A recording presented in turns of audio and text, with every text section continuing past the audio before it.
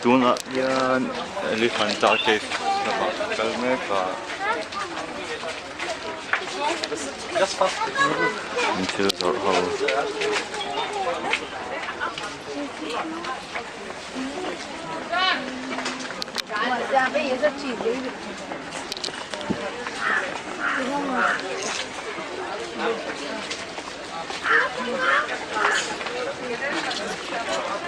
Una borsa di quelle, queste le vendono a poco. Elephanta cave. Pandon.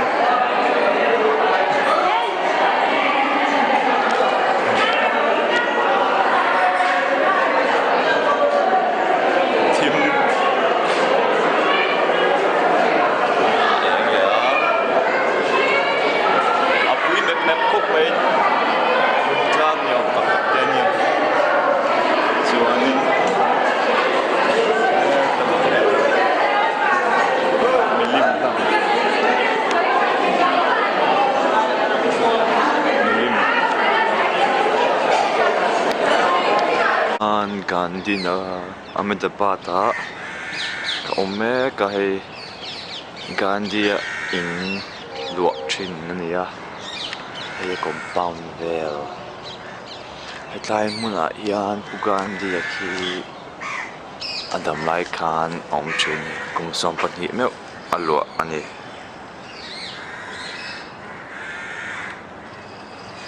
kan hmuang hian a simple hle ni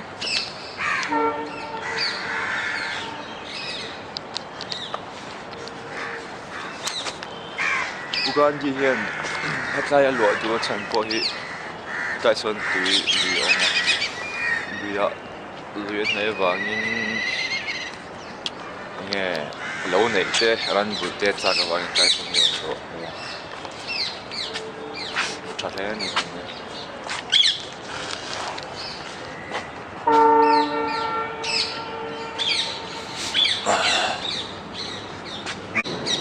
tuna kan hmuh mek hi pu Gandhi in thak tak a chen na hmun ni awm tak ani an sak dan hi ti hian bang a awm a kawngkhar ni awm tak ania kan lut a pawnah kan chuak le ngal a nuam ka ti khawp mai hei hi tunge kan tih chuan Kasturba room Gandhi nipui simple khop mai tlai hmunah hian Gandhi nipui a awm thin ani Mohan chu Mahatma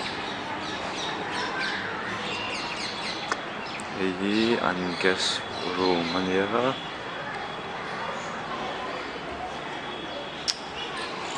apahan awesome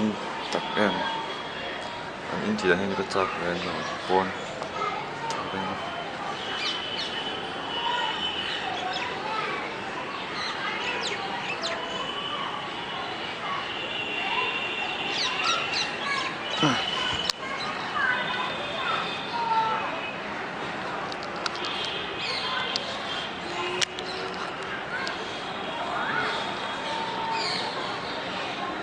hei an in chu pon ang yom tho ba se lai hi an chau ka ni an chau ka room pahnih le chau ka awm tak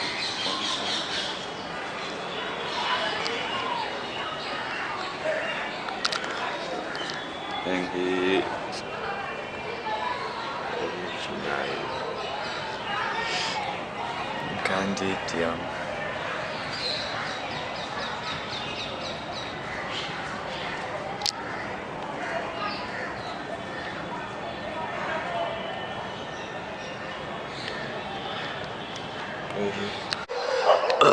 tuna hian zingkar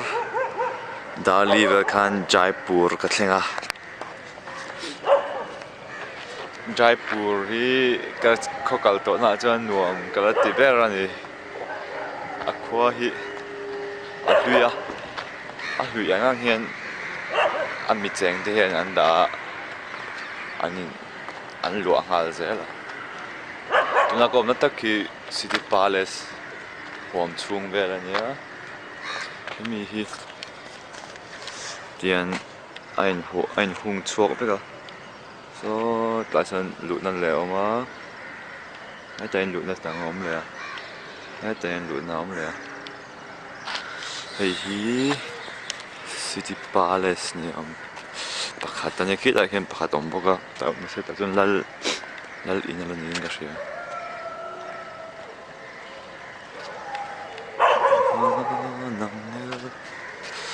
อันบอกว่าคนรวมครบหมาย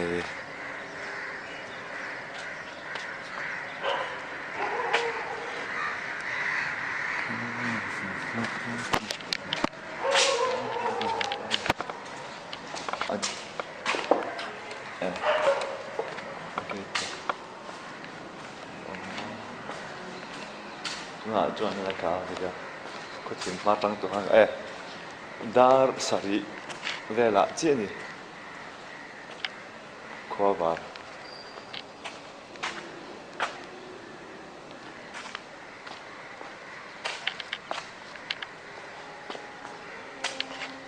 ที่